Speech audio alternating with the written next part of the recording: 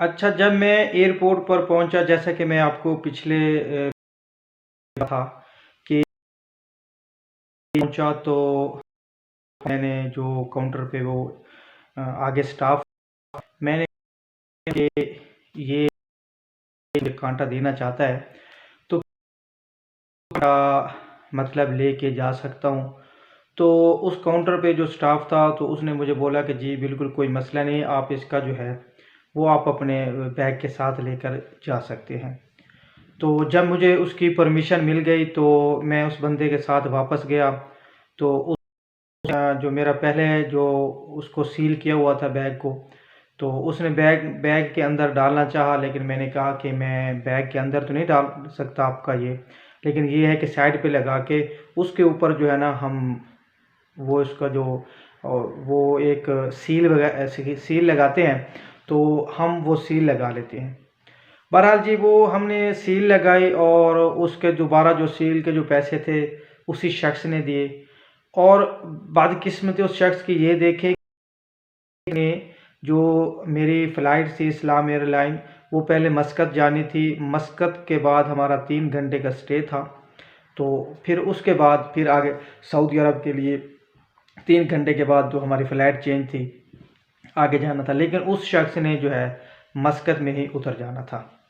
खैर, उसने जब वो लगा दिया, हमने वो काउंटर पे फिर दोबारा बैग जमा करवाया, उन्होंने बैग जो था वो भेज दिया ऊपर, जो उनकी चैन होती है, चैन के ज़रिए उन्होंने बैग जो है हमारा भेज दिया। अच्छा, तो हम एक स्टेप ऊपर ऊपर वाले फ्लोर पे चले गए और वेटिंग रूम में जाकर बैठ गए। अच्छा, वो जो शख्स था वो चेकिंग में था, मैं वेटिंग रूम में बैठ गया। तो थोड़ी देर के बाद ऊपर रश था, क्योंकि जहाज़ में जो सवारियां थी, सारे जो पैसेंजर थे वो सारे जहाज़ में बैठ रहे थे। मतलब एक जहाज़ लगा हुआ था, उसकी उसके बाद फिर हमारा नंबर था, हमने जाना था। तो वो सारे जो उसमें बैठ रहे थे, तो इतने में एक स्पीकर पे मुझे एक दफ़ा यूँ लगा कि अनाउंसमेंट हो रही है और मेरे नाम की अनाउंसमेंट हो रही थी, mister Abid, mister Abid please आप काउंटर पर तशरीफ़ लाइए। तो वो मुझे सुनाई दी, लेकिन मैंने गौर नहीं किया, क्योंकि मेरा तो सारा जो अंदर वो सामान वगैरह था वो हो गया था। इतने में एक शख्स नीचे से एहलकार ऊपर आया और उसने मुझे कहा कि मोहम्मद आबिद आपका नाम है? मैंने कहा जी बिल्कुल मेरा नाम है। उसने कहा नीचे आओ। जब उसने मुझे नीचे बुलाया तो एकदम जो कहते हैं कि मेरा तो एक जब जिस्म के बाल खड़े हो गए कि ये क्या हुआ और मुझे क्यों, एक दफ़ा मेरी चेकिंग हो गई, सारा कुछ हो गया, अब जहाज़ के मैं समझो कि दरवाजे के पास हूँ और इन्होंने मुझे वापस बुला लिया। तो मैं नीचे चला गया उसके साथ। जब मेरी फैमिली जो थी, मेरे मामू थे, वो उन्होंने जब देखा कि वो एयरपोर्ट पे उन्होंने अंदर की तरफ देखा कि आगे एक एहलकार है और साथ में आबिद को नीचे लाया जा रहा है, तो पता नहीं क्या मसला बन गया, कोई चीज़ वापस करनी है, कोई चीज़ एक्स्ट्रा है, उसका मसला क्या बन गया है। तो उन्होंने मुझे वापस नीचे ले आए और मुझे उसी ने कहा कि आप ऐसा करें कि ये जो कांटा लगा हुआ है ना, इसको आप निकाल के बैग के अंदर डालें, ये बैग वापस आ गया है। अब मैंने कहा कि मैं तो इसको ले जाने के हक में भी नहीं हूँ और मैं कैसे इसको, उसने कहा ये कांटा आपका नहीं है। मैंने कहा ये उसका है जिसको आपने परमिशन दिया है कि आप इसका साथ में लगा लें। खैर, वो जो कांटा था, मैंने कहा ये आप अपना रख लें। इतनी देर में मेरे मामू की कॉल आ रही थी, कॉल पे कॉल आ रही थी, मैं एक दो कॉल मैंने अटेंड नहीं की क्योंकि मैं वो उससे बातचीत कर रहा था।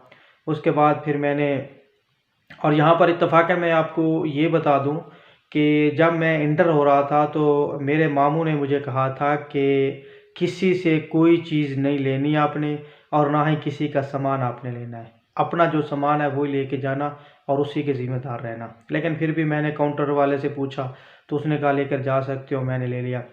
बहरहाल जी, उन्होंने मुझे वो कहा कि आप ये कांटा साथ अंदर बैग में डालें। मैंने कहा मैं नहीं डाल सकता, मैंने सऊदीया जाना है, ये जो है ना ओमान में जाना है और मैं इसको बैग के अंदर कैसे डाल सकता हूँ। तो उसने कहा कि अब मैं इसका क्या करूँ। मैंने कहा ये अपने पास रख ले। मैं वो कांटा जो था वो मुल्तान एयरपोर्ट पर जो था वो मैंने जमा करवा दिया। उसके बाद मेरा बैग जो था वो तो जब निकल गया, मेरा बैग फिर दोबारा चला गया, मैं फिर ऊपर चला गया।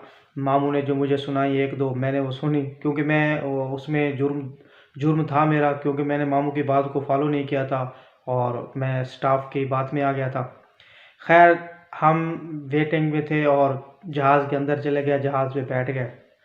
जहाज़ जैसे ही हम बैठे, जहाज़ तकरीबन अपने वक्त से भी 15 से 20 मिनट पहले ही उसकी जो पैसेंजर थे वो सारे पूरे हो गए, तो वो 15 से 20 मिनट पहले ही रवाना हो गया। जब वो जहाज़ रवाना हुआ तो कोई महसूस नहीं हुआ, क्योंकि फ़र्स्ट टाइम पे मैंने जहाज़ पे भी पहली दफ़ा सफ़र हो रहा था और मुल्क से बाहर भी पहला सफ़र था। तो जब वो जहाज़ निकला तो चल पड़ा। अब जहाज़ जैसे ही ऊपर गया तो उसकी आवाज़ चेंज हो गई, और ऊपर जब गया ना तो वो ऑक्सीजन का भी ऊपर वो मसला बनता है। खैर, उसके अंदर जो जहाज़ का स्टाफ था वो अरेबिक था, अरबी था वो, और वो अरबी उनको मतलब वो बोल नहीं रहे थे, लेकिन हमें इशारे से वो मास्क का, ऑक्सीजन का बता रहे थे और पैराशूट के बारे में भी इन्फॉर्म कर रहे थे। लेकिन पैराशूट नज़र तो नहीं आ रहा था, लेकिन वैसे ही बता रहे थे। वो जो एक पेपर नुमा था उसके ऊपर से जो गैस थे ऑक्सीजन वाले, वो हर सीट के ऊपर मतलब वो लगे हुए थे कि अगर किसी को ज़रूरत हो तो वो ऊपर से उतार सकता है। जहाज़ चल पड़ा तो पहला जो सफ़र था हमारा मुल्तान से मस्कत तक का, वो मेरा बहुत ही अच्छा गुज़रा और बेहतरीन गुज़रा ना। जहाज़ की जब उसने परवाज़ ली तब भी पता नहीं चला, जब उसने लैंड किया तब भी पता नहीं चला, और बिल्कुल एक नॉर्मल अंदाज से चले गए। तो उड़ान में हम उतरे तो माशाल्लाह एक ऐसा वीआईपी मस्कत के एयरपोर्ट था, जदीद तरीन एयरपोर्ट था मेरे ख्याल में, बहुत ही वीआईपी एयरपोर्ट बनाया गया था और अभी बन भी। तो हम उस पे गए, वेटिंग रूम में गए, वेटिंग रूम में बैठ गए हमने। वहाँ से हमें एक और टिकट दिया गया अगले जहाज़ के लिए, जो हमारा जो जहाज़ था उसने चेंज होना था, और आगे हमें एक फोकर त्यारा दिया गया जो छोटा। तो उस फोकर त्यारे का हम वेट करने लगे और तकरीबन 3 घंटे हमने वेट किया। 3 घंटे के बाद फिर हम दूसरी जगह पे गए, फिर हमारी चेकिंग हुई और हमें हमारे सामान का नहीं पता। हाँ, और यहाँ पर मैं ये बताना भूल गया कि वो जो कांटे वाला बंदा था वो मुझे एयरपोर्ट पर मिला मस्कत, तो उसने मुझे कहा सामान, मैंने कहा सामान तो जहाज़ के अंदर है, मुझे तो नहीं पता, मैंने तो सऊदीया जाना है, लेकिन आपका जो कांटा था ना वो साथ नहीं आया था, उन्होंने वापस बुला लिया था और मैं वो मुल्तान देकर ही आ गया था। अब दूसरा जहाज़ हमें मिला, वो फोकर त्यारा था। अब उस पे बैठ गए बस के ज़रिए, फिर उन्होंने जहाज़ पे छोड़ा, जहाज़ पे बैठ गए। अब वो जहाज़ जैसे ही उड़ा तो वो छोटा त्यारा था, और जैसे वो उड़ा तो एक मतलब खौफ था दिल के अंदर, और उसके अंदर इतना शोर था ना कि जैसे हम गांव में ट्यूबवेल पे हीटर वगैरह लगाते हैं तो, या जनरेटर चलता है, ऐसा एक शोर था अंदर, कोई उसका वो नहीं था। लेकिन बाखुदा के वो परवाज़ उसने ली और ऊपर चला गया। अब जब ऊपर गया तो मेरे जो जितनी भी वो साथ वाले जितने भी थे वो सारे सो गए, लेकिन मुझे नींद नहीं आ रही थी, उसका शोर इतना था। और शोर के साथ साथ वो थोड़ी देर के बाद थोड़ा ना जंपिंग जिस तरह झटका होता है वो भी ले रहा था। बहरहाल अल्लाह अल्लाह करके वो सीट बेल्ट भी मैंने नहीं पहना, और मैं सबको देख रहा था और जहाज़ की हरकत को भी देख रहा था। हालांकि मैं कर कुछ नहीं सकता था, लेकिन एक मेरे अंदर ये था कि कहीं ना कहीं से मैं, अगर कोई खुदा न खास्ता कुछ ऐसा होता है, अनाउंसमेंट होती है, तो कोई ख़तरनाक अनाउंसमेंट होती है तो मैं छलांग लगा दूंगा। लेकिन वो एक एक दो इंसिडेंट हुए जहाज़ के, तो वो कहते हैं कि बाद में अल्लाह ना करे, अल्लाह ना करे कि ढूंढने पड़ते हैं। तो मेरी ये कोशिश थी कि अगर खुदा न खास्ता ऐसा कुछ हुआ तो मैं छलांग लगाऊंगा। और वहाँ पर आप यकीन करें, जहाज़ ऊपर जाके फिर वो नीचे यकदम एकदम जिस तरह हम झूले लेते हैं, वो नीचे आके फिर रुक जाता, फिर नीचे आता, बुलंदी से नीचे आता, फिर रुक जाता। और जब रुकने का झटका लगता था ना, वो मेरी तो एकदम जान निकल जाती थी। हालांकि मैं जाग रहा था, बाकी सारे सो रहे थे, किसी को पता नहीं था, शायद उनका पहले सफ़र होता था, लेकिन मेरे लिए वो पहला सफ़र था। और वहाँ पर मुझे मिलने के लिए मेरे दोस्त, मेरे अहबाब, मेरे रिश्तेदार वो जो नहीं आए थे, वो मुझे बेहद वहाँ पर याद आ रहे थे।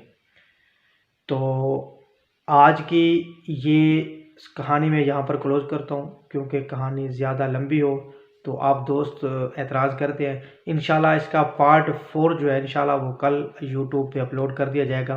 तो इंशाल्लाह वो आपको आगे की स्टोरी भी सुनाऊँगा कि आगे जब रियाज़ एयरपोर्ट पर पहुँचा और वहाँ से फिर आगे मैं कैसे सऊदी अरब में दाखिल हुआ।